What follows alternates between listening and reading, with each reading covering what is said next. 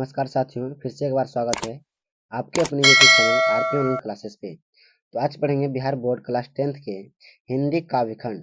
क्या पढ़ेंगे? Hindi काव्यखंड chapter number 1, जो राम नाम बिनु बिरथे जगी जन्मा, जो नर दुख में दुख नहीं माने। इनके लेखक जो हैं, कवि हैं, गुरु नानक जी हैं। तो आज के इस वीडियो में हम लोग जानेंगे सारे के सारे ऑब्जेक्टिव क्वेश्चन इसी वीडियो में। काव्यखंड के चैप्टर नंबर 1 का जितने भी ऑब्जेक्टिव क्वेश्चन हैं, सारे का सारे ऑब्जेक्टिव क्वेश्चन यहाँ से जानेंगे। और यहाँ से बच्चों ध्यान में रखना है, 2 से 3 नंबर का यहाँ से ऑब्जेक्टिव 100% पूछेगा तो पूछेगा। ठीक है, तो चलते हैं बिना विलंब के अपने प्रश्नों की ओर। तो सबसे पहला प्रश्न देखिए क्या कह रहा है कि गुरु नानक किस भक्ति धारा के कवि हैं। गुरु नानक जी जो हैं वो किस भक्ति धारा के कवि हैं? तो निर्गुण भक्त धारा के कवि हैं। निर्गुण भक्त धारा के। किसके बिना प्राणी को मुक्ति नहीं मिलती है? किसके बिना प्राणी को मुक्ति नहीं मिलती है? तो गुरु ज्ञान के बिना मुक्ति नहीं मिलती है। ठीक है, चलिए अगले क्वेश्चन है, गुरु नानक ने किस धर्म का प्रवर्तन किया? गुरु नानक ने किस धर्म का प्रवर्तन किया? तो सिख धर्म का प्रवर्तन किया है। ठीक है, अगले प्रश्न है कि गुरु नानक की पत्नी का क्या नाम था? गुरु नानक जी का पत्नी का क्या नाम था? तो सुलक्षणी था। क्या था? सुलक्षणी था। ठीक है, चलिए अगले क्वेश्चन है कि गुरु नानक पंजाबी के अलावे और किस भाषा में कविताएं लिखे हैं? हिंदी में भी वो लिखे हैं। कौन सा भाषा में और लिखे हैं? हिंदी में लिखे हैं। अगले प्रश्न है, आशा दीवार किस कवि की रचना है?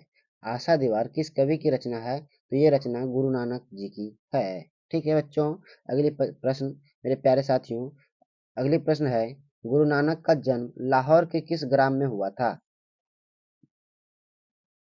गुरु नानक का जन्म लाहौर के किस ग्राम में हुआ था? तो तलवंडी में हुआ था। कहाँ पे हुआ था? तलवंडी में हुआ था। ठीक है, अगले प्रश्न है कि राम नाम बिनु बिरथे जगी जन्मा। क्वेश्चन फिर से पढ़ रहे हैं, राम नाम बिनु बिरथे जगी जन्मा पद में किसकी आलोचना की गई है? पद में किसकी आलोचना की गई है? तो व्यायामडंबर की किया गया है, बाह्य डंबर की किया गया है। ठीक है, बाह्य डंबर की किया गया है आलोचना। ठीक है, चलिए अगले प्रश्न क्या है कि अगले प्रश्न है कि राम नाम बिनु बिरथे जगे जन्मा, यह पंक्ति डैश की है? यह पंक्ति किसने लिखा है?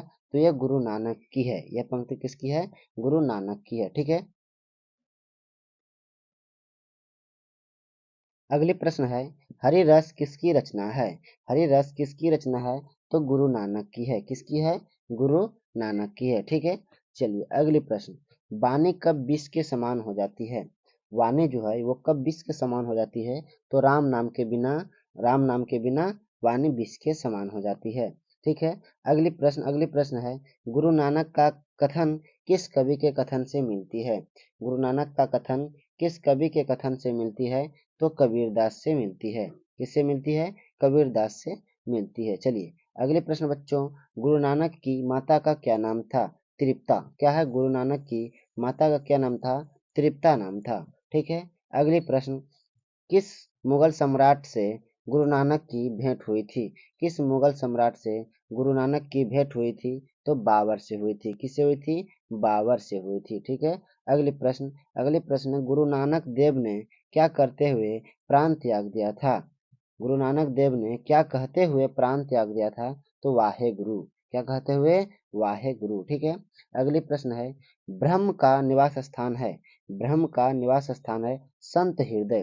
कहाँ पे है? संत हृदय में है। किसका स्थान है? संत हृदय में किसका स्थान है? ब्रह्म निवास करता है। ठीक है, अगले प्रश्न क्या है कि गुरु नानक का जन्म कब हुआ था?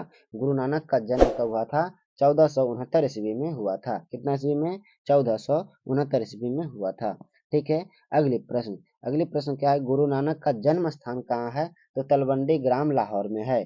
कहाँ है? तलवंडी ग्राम लाहौर में है। ठीक है, चलिए अगले प्रश्न में, जो नर दुख में दुख नहीं माने किस लेखक की कृति है? यह कृति किसकी है? जो नर दुख में दुख नहीं माने वह गुरु नानक जी की है। किसकी है? गुरु नानक जी की है। ठीक है, अगली प्रश्न है कि गुरु नानक का जन्म स्थान कहाँ कहा जाता है? गुरु नानक का जन्म स्थान कहा जाता है? ननकाना साहब कहा जाता है। ननकाना साहब भी कहा जाता है। ठीक है, अगले प्रश्न है कि गुरु नानका नानकाना साहब कहाँ अवस्थित हैं?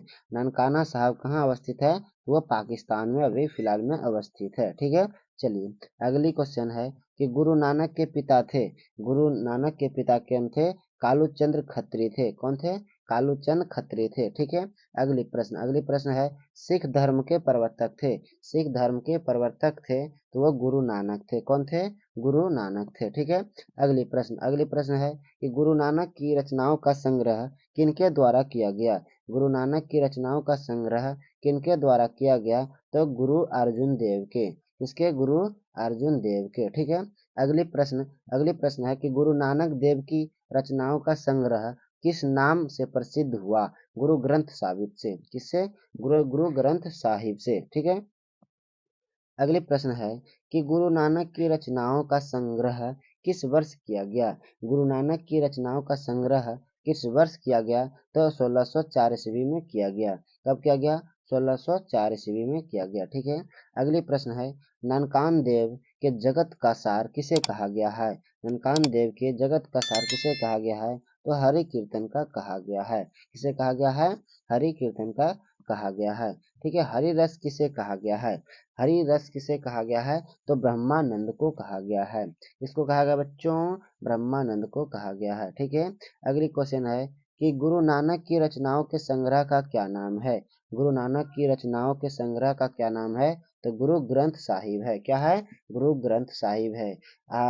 तो आप लोगों से उम्मीद है कि यह वीडियो आपको पसंद आया होगा, तो चैनल को सब्सक्राइब कर लेना है ताकि हर आने वाला वीडियो सबसे पहले आप तक पहुंचे। बहुत ही इंपॉर्टेंट चैप्टर था। तो मिलते हैं अगले वीडियो में। आज के वीडियो में ही तक। जय हिंद, जय भारत।